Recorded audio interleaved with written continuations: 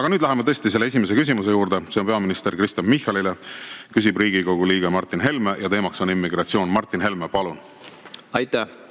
Valitsus on saatnud Riigikogusse 2 Eesti-vaenulikku eelnõu. Täna on nad päevakorras, need on 2 eelnõu, mis on seotud immigratsiooniga ja need mõlemad lõdvendavad Eestisse niigi lõtva immigratsioonipoliitikat ja suurendavad Eestisse odavtööjõu sissevedu. Üks neist eelnõust lausa ütleb selge sõnaga, et palk ei pea olema Eesti keskmine palk, vaid võib olla 80% Eesti keskmisest. Mida teeb massiline immigratsioon riigiga? Mida teeb massiline odavtööjõu sissetoomine? See kõige oluline kohaliku elanikkonna jaoks vähendab palka. Palgatase väheneb, sest et tööandjad võtavad kõrvalt odavama ja see seaduslausa annab neile selle võimaluse odavama tööjõu. See vähendab majanduse mõttes tootlikkust, sest et tööandjatel puudub vajadus pingutada, et olla oma tootlikkuses efektiivsem. See vähendab riigi rahvusvahelist konkurentsivõimet. Aga ta tõstab kõiki muid asju. Ta tõstab üüri ja kinnisvara hinda. Ta tõstab kuritegevust, päris suures ulatuses tõstab kuritegevust. Ta tõstab sotsiaalkulusid. Üks nendest eelnõudest, mis siia on toodud, muide loob võimaluse, see on muidugi eurodirektiiviga siin seotud, loob võimaluse odavtööjõul, mida siia tuuakse selle jutuga, et meil ei ole kohapeal inimesi, kes seda tööd teeksid, annab neile võimaluse olla Eestis vahepeal töötu ja annab võimaluse neil saada teatud Eesti sotsiaalhüvesid, et siis riigi poolt toetuseid. Ehk ta tõstab sotsiaalkulutusi, aga on veel üks väga oluline selline aspekt kogu selle teie immigratsioonipoliitikal, ta venestab Eestit. Ta massiliselt venestab Eestit, sest põhiosa nendest odavtööjõu inimestest, keda te siia plaanite tulla, on endise Nõukogude Liidu territooriumilt venekeelsed. Ja Eestis on niigi liiga palju viimastel aastatel tulnud venekeelset rahvastikku sisse. Et minul on küsimus nüüd selles, et mis see teie loogika on, et kui palju on veel võimalik Eesti inimeste palka alla suruda, et Eestist saaks venekeelne riik? Aitäh. Aitäh, austatud Riigikogu esimees ja küsija. Jah, me oleme varemgi teiega pidanud sellist debatti siin sellel teemal, kuidas meie rändepoliitika on korraldatud ja kas see on kontrollitud ränne. Ja ma saan korrata teile fakte kõigepealt alustuseks, et oleks lihtsam, et need jutud massilisest immigratsioonist muidugi tõele ei vasta. Kui ma toon teile võrdluse, mille kohta me oleme ka varasemates infotundides ja seetõttu ma tean seda tuua. Näiteks 89. aastal oli Eestis rahvaloenduse järgi venelaste, valgevenelaste, ukrainlaste osakaal ligi 35%. 34,94%, täpne olla. Statistikaameti 2025. aasta andmetel on see 10,4%.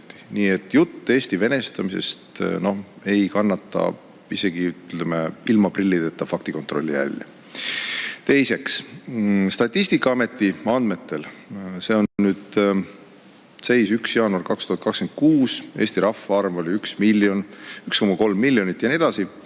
Ja seda on ligi 7000 inimese võrra vähem kui aasta tagasi. Sündis vähem, suuri rohkem ja negatiivseks pöördus ka, rõhutan esialgsetel andmetel, rändesaldo. Registreeritud rände andmetel saabus riiki 11 298 ja siit lahkus 12 004 inimest. Ehk siis väljaränne ületas sisseränne 706 inimese võrra. Ja tegemist on vist praktiliselt esimese korraga aastast 2014, kui rändesaldo on jäänud negatiivseks, ehk lahkujad on rohkem kui saabujad. Nii et ma ei tea, kui faktid veidi teie seda narratiivi puudutavad, siis et oleks taju olemas, et tegelikkuses kuidagi see jutt ei klapi. Nüüd veel mõned näited, mis puudutavad nüüd töörännet ennast. Töörände puhul on nii, et valitsuse sellel aastal kehtestatud sisserände piirarv oli 12 092, eelmisel aastal 12 098 ja eelmise aasta piirarv ei täitunud. Nii et 2025. aastal ka piirarv ei täitunud. Nii et ma saan aru, et see on kuidagi sellise poliitilise nagu retoorika osa või etlusosa, et nüüd immigratsioon ja massiimmigratsioon ja venestamine. Aga täiesti heatahtlikult neid fakte kirjeldades ükski fakt ei toeta seda väidet. Vastupidi, räägib päris jõuliselt selle vastu. Ja nende kahe eelnõu puhul tõepoolest üks on direktiivi ülevõtmine ja teine on siis laiapõhjaline, kus on sees nii ametiühingud, tööandjad, Siseministeerium ja paljud teised osapooled, nende töökäte toomine, keda meil endal ei õnnestu välja koolitada või keda meil endal pakkuda ei ole, nii et kellest on puudu. Aitäh! Suur tänu ja Martin Helme, teile on täpsustav küsimus, palun. Te ju võite lahkelt siin faktideks nimetada neid asju, aga see on tegelikult lihtsalt manipuleeritud statistika. Sellel ei ole faktoloogiaga mingit pistmist. Igaüks, kes Eestis tänaval käib, näeb, et Eestisse on viimastel aastatel saabunud massiliselt immigrante eelkõige slaaviriikidest, aga ka mujalt maailmast, muuhulgas siis moslemiriikidest ja Aafrika riikidest. Ja see on massiline. Ja see, et teie statistika seda ei kajasta, on tegelikult häbiks statistika pidamisele, sest statistika ülesanne peaks olema näidata meile, kuidas asjad on, et me saaksime otsuseid teha. Aga tänasel päeval Reformierakonna valitsuse ajal statistika ülesanne on aidata Reformierakonna propagandat teha. Me ei võta neid numbreid loomulikult tõsiselt, sest nad ei olegi faktid. Kui te mulle tulete 89. aasta mingeid numbreid rääkima, sama hästi võiks rääkida tsaari ajast. Või veel parem räägime ordu ajast. Võrreldes sellega on meil majandus kasvanud oi kui suur. Et see tegelikult naeruvääristab kogu seda debatti, kui te hakkate meile rääkima mingist nõukogudeaegsest statistikast. See naeruvääristab. See enda saadetud, sitke saadetud andmed näitavad, et meil on alates Ukraina sõja algusest Eestisse tulnud umbes 65 000 inimest saanud elamisloa. Umbes 65 000 inimest, eks ole. Ja selle hulgas ei ole ajutine tööjõud muide. Ajutine tööjõud on veel lisaks. Aga ma ei saanud tegelikult vastust, et kui me vaatame Trumpi immigratsioonipoliitikat, aasta otsa on olnud efektiivne immigratsioonipoliitika, piir on olnud kinni, immigrante saadetakse välja illegaalseid. Palgad on tõusnud rekordkiirusega, tootlikkus on tõusnud rekordkiirusega, investeeringud on tõusnud rekordkiirusega, tööpuudus on rekordmadalal ja majanduskasv on viimase 10 aasta parim. Nii, ja teie teete täpselt vastupidist, te ujutate üle Eesti odavtööjõuga, võõrkeelse odavtööjõuga ja usute, et äkki hakkab selle tõttu Eestis majandus kasvama. Ei hakka. Eestis lähevad palgad alla selle tagajärjel, tootlikkus alla selle tagajärjel, tööpuudus üles selle tagajärjel, sotsiaalkulud üles selle tagajärjel. Et miks te arvate, et see poliitika, mis te ajate, suudab Eestis esile kutsuda majanduskasvu? Jaa, no vot, nüüd me vist jõudsime selle debati üdini, et kas faktid peavad paika või pea, et ma kahtlustan, et ka neid fakte, mida te loetlesite, nii edukuse numbrite kui kõiges muus mõttes tasuks võib-olla võrrelda ka nagu faktikontrollis jälle, et seegi aitaks. Minu võrdlused olid igati heatahtlikult toodud just sellepärast, et me saaksime aluse sellele debatile, mida me siin peame, et kas ühiskonnas on kasvanud, näiteks venekeelset osakaal, vastus on tegelikult nendest samadest numbritest immigratsioonist, et ei ole. Samamoodi kõik muud numbrid, mis kirjeldavad töörännet, näitavad, et töörännet pigem on olnud isegi vähem, kui oleks võinud olla. Et faktid siiski, jah, kahjuks teie kasuks palju ei räägi. Seda esiteks. Teiseks, kui te küsite, et miks ma arvan, et see majanduskasvu esile kutsub, ma ei pea ju arvama, et eelmise aasta lõpus väike, aga armas majanduskasuke ennast ilmutas.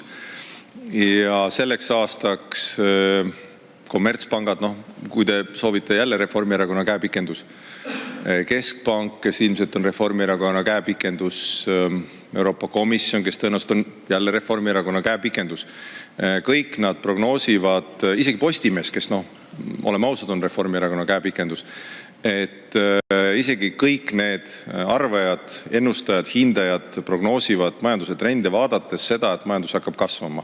Ja neist kõige optimistlikum seni on olnud Eesti Pank ja Postimehe toimetus. Nii et ju siis nemad on kõige suuremad Reformierakonna esindajad siis selles küsimuses. Aga nüüd veidi tõsisemaks muutudes, siis see, kui alla läheb Euribor, mis meie regiooni majandust palju mõjutab, jätab majandusele inimestele palju raha kätte ja siin me ei pea kiitma üksteist kuidagi valitsust ega Riigikogu. See on mõistlik protsess, mis vastab tegelikult majanduses üldiselt toimuvale. Seda esiteks. Teiseks, kus me võime kiita valitsust ja Riigikogu otsustest makse langetada. maksulangetused jätavad rohkem raha kätte, seda investeeritakse, seda kasutatakse oma tuleviku kindlustamiseks, osa läheb ka sisetarbimisse, see kindlasti elavdab majandust. Nii et kui te küsite, et miks ma arvan, et sellel poliitikal on majandust elavdav mõju, ma ei pea arvama selles mõttes, et sellel tegelikult on majandust elavdav mõju. Nüüd, mis puudutab tööjõudu. Kui majandus on tavaliselt kasvutsükli alguses, ükskõik millise valdkonna inimesega te vestlete või eksperdiga vestlete, siis nad võivad kirjeldada, et väiksel turul, kus palgatõus on olnud siiski päris kiire, erinevalt sellest, mida te ütlete, et palgatõusu praktiliselt pole olnud, et on vaja teatud oskustega inimesi. Näiteks üks näide, kus väikses trükikojas ukrainlasest abielupaar, kes siin on, tänu sellele, et nende oskused olid olemas, said 10 inimest täiendavat tööd ja see trükikoda sai kõrgema lisandväärtusega tööd teha. See on Eesti reaalsus. Meil on kohti, kus meil omil oskusi ei ole ja inimesi ei ole. Seda meil on juurde vaja. Aga kõigepealt anname oma inimestele oskused. Aitäh! Aitäh! Ja lisaküsimuse esitab Siim Pohlak. Palun! Hea peaminister, jah, aitäh, et teie räägitud numbrite järgi on kõik justkui hirmus ilus, aga peaminister Kaja Kallas juba rääkis meil aastaid tagasi, et majandus hakkab kohe kasvama, et kohe läheb kõik paremaks ja juba ongi hästi. Reaalsus on ju tegelikult see, et meil on elekter kallis, majandus kiratseb, väikeettevõtlus kiratseb ja tänavatel on järjest rohkem vene keelt. Ehk siis kõik see, mida te siin nagu faktide pähe väidate, päris elus ju ei vasta reaalsusele. Minge kõndige mõnes suures kaubanduskeskuses Tallinnas, aga mis puudutab nüüd töökäsi, siis minu kodukandist Kose vallast päris elu näide nüüd teile, et ühes ettevõttes ka vahetati eestlased töötajad lihtsalt ukrainlaste vastu välja ja meie kodukandi naisterahvaid jäid töötuks, et ei olnud seal oskustes probleeme ega mitte midagi, vaid neile sai maksta lihtsalt vähem sisserändajatele. Nii et selles mõttes tegelikult ikkagi toimub töötajate väljavahetamine ja kui vaadata suurt pilti, siis tegelikult Eestis kuritegevus kasvab, poevargused suurenevad, tänavatel on järjest rohkem vene keelt, et päris elu pilt pole üldse nii ilus, nagu teie siin väidate ja räägite statistikast, et statistika on tihti ilus vale. Ja ma küsiks, et kas ja millal te tegelikult võtate midagi ette nende reaalsete trendide pööramiseks, et tegelikult olukord on teistsugune kui see statistika, mida teie siin uhkelt esitate, kirjeldab, et tegelik elu on ju teistsugune, et millal te hakkate eelistama Eesti inimesi uuesti, et Eesti inimesed saaksid tööd Eestis, et see on eestlaste riik, eestlaste jaoks loodud riik, mitte mingisugune slaavi provints, nii et millal hakkab Reformierakond Eesti inimeste heaks tööle? Aitäh! Aitäh, hea küsija! Reformierakond väga eelistab Eesti inimesi. Ütleme nii, et kõik, mida me ju teeme selle jaoks, et Eesti inimestel paremini läheks. Ma saan aru, et teile pakub see kuidagi mingisugust teist emotsiooni, aga ma siiski ütleks, et need faktid, mida te esitate selle immigratsiooni ja sellise nii-öelda nagu immigratsioonivastase sõjaga. Ma saan aru, et see on võib-olla sellise ultrakonservatiivide või konservatiivide poliitika, et luua ühiskonnas uut lõhet, aga faktid, numbrid, töötamise andmed, tihti selle jutu kõik ju ümber lükkavad, et see kõik ei klapi. Ja nüüd, mis puudutab, ütleme, töökäsi, siis vaadake, ega siis esimene prioriteet Eestis on ju majanduses samamoodi anda oma inimestele head oskused. Ja see on samamoodi Eesti inimeste huvides, et kui sa saad head oskused mingis valdkonnas, täiendavad oskused, siis sa saad seal toimetada, töötada, seda me teeme.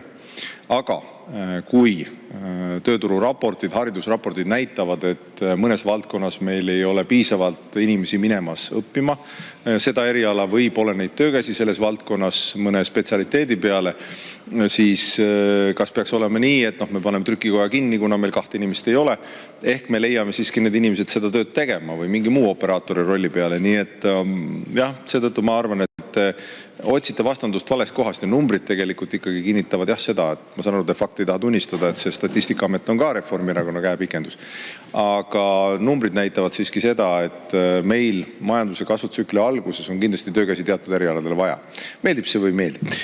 Ja turvalisuse puhul ma ütleks nii, et ma kahtlustan ka, et te veidi nagu heidate sellist nii-öelda varjukohta, kus seda ei peaks olema, sest Eesti on ikkagi üsna turvaline riik ja ütleme nii, et kui ma vaatan numbrites, siis sarnaselt Läti-Leeduga me oleme umbes maailma 163 riigi hulgas, seal esimese 30 hulgas 24. ja 25. kohal. Nii et Eesti on ikkagi maailma turvalisemate riikide hulka kuuluv riik ja täiendavad pingutused sisejulgeolekus, ja ka välisjulgeolekus eelarve, mida te küll ei toetanud, aga oleks võinud toetada, ehk kaitsekulutuste sisejulgeolekusse lisaraha.